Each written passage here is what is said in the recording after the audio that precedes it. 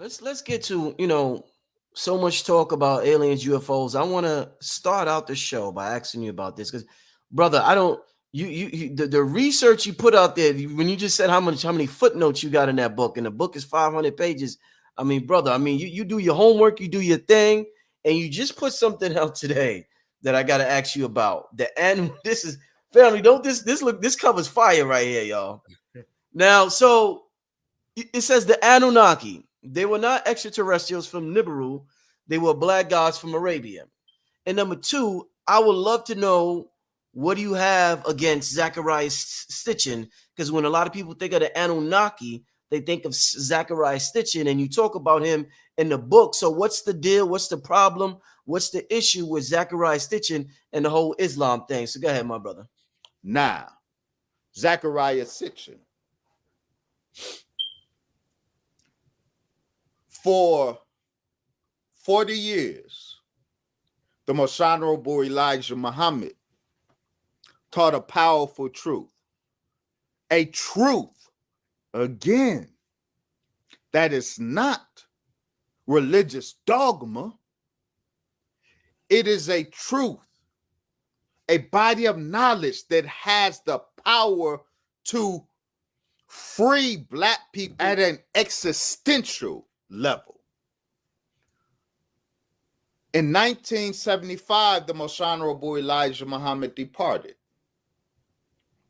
In 1976, a Russian Jew raised in the state, what will become the state of Israel. It was mandatory Palestine at the time, but then became the state of Israel. Zecharia Sitchin, educated over in Israel. In 1976, he released the first of a series of books.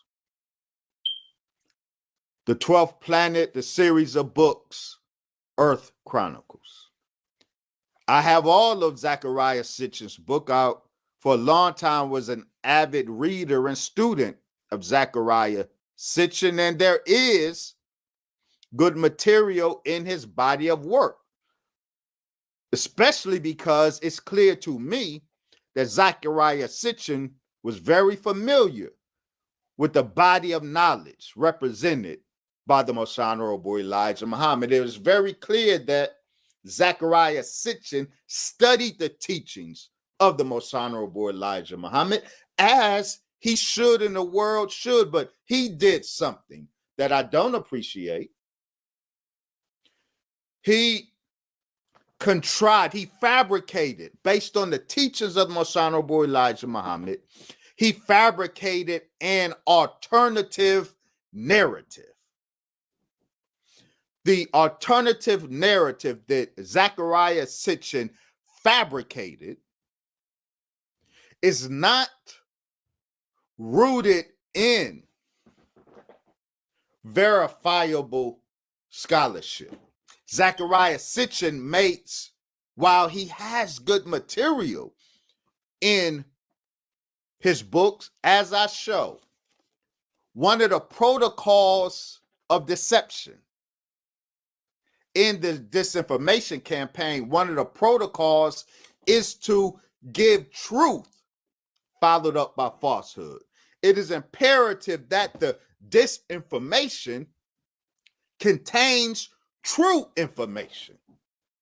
So Zecharia Sitchin's overall does include truthful information, but he uses the truth to hook us into a falsehood.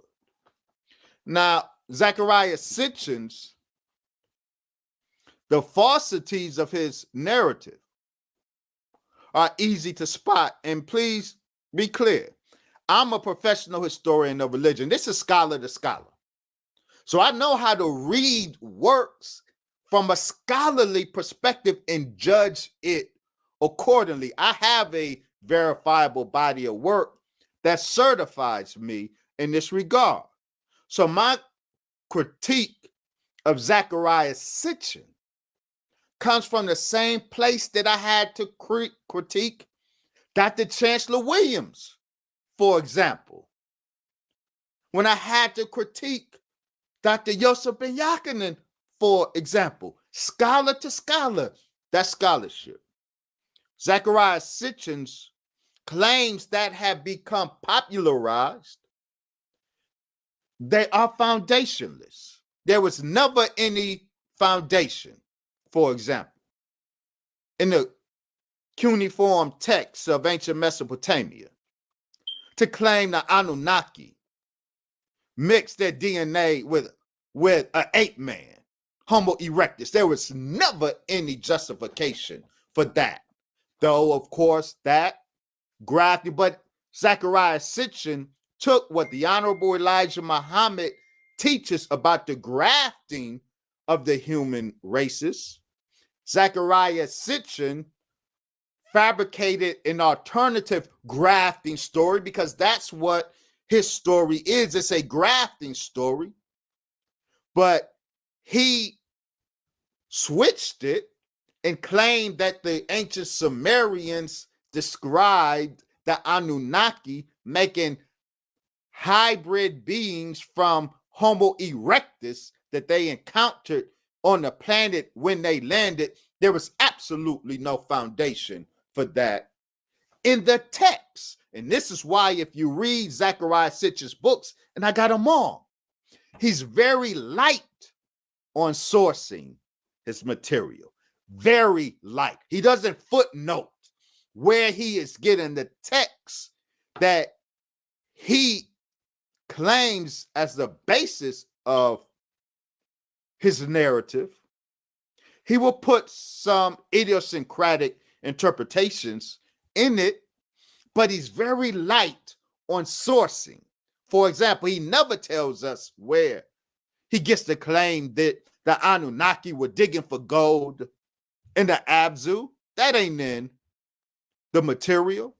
He puts it out there and expects us to accept his words. So no, my problem with Zecharia Sitchin is that, firstly, on scholarly standards, his methodology is faulty. And two, it's clear to me that Zecharia Sitchin was very familiar with the teachings of the Most Honorable Elijah Muhammad, and he deliberately fabricated an alternative narrative to what the Most Honorable Elijah Muhammad is teaching. And I cannot accept the fact that Black people are running up behind this fabricated alternative narrative in order to run away from the truth that the Honorable Elijah Muhammad taught. And it's that truth that can resurrect Black people on an existential level. Zecharia Sitchin's knowledge cannot. So yes, I am slaying all alternative sacred cows to what the Honorable Elijah Muhammad is teaching Black people. Well, I have to ask you this, Dr. Wesley. Your thoughts on Planet Nibiru, and also where's your evidence that the Anunnaki come from Arabia? Because you mentioned that in the title. No, I don't just mention it in the title. I documented in 86 pages of a report. Again, I won't wax exotic and it be empty. Right. By the time you hear me say something jarring out of my mouth, know that a document has already preceded it. So I document, brother Rich, the Sumerian documents are very clear. The Anunnaki say where their place of origin is, and they never, ever, ever, ever, ever, ever, ever. I hope I emphasized that enough. Yeah. They never describe their place of origin as Nibiru. They said their place of origin is Dilmun. And Moon is in Eastern Arabia, what is now called Bahrain. The most holy place for the Anunnaki is in Eastern Arabia. Moon. That's very clear. Never. Nibiru, according to the Mesopotamian text, is not a 10th or 12th planet beyond Pluto, as Zecharia Sitchin claimed. The Sumerian documents identify Nibiru as either Jupiter or a star of Jupiter. It's very clear. Wow. But never do the Mesopotamian texts have any of the Anunnaki gods claiming origin from planet Nibiru. Never. That was totally Zecharia Sitchin's fabrication. The Anunnaki came up, and you have the Anunnaki and you have the Sumerians on the ground. You got the black gods, the Anunnaki, and you got the black heads, the Sumerian human population. The Sumerians, the linguistic evidence, Brother Rich, the osteological, the evidence of the human remains found in ancient Sumerian cemeteries or Mesopotamian cemeteries, this evidence converges, indicating that the Sumerians the Sumerian language was likely related genetically to the Niger-Congo system of languages. They were an African, Africoid people, but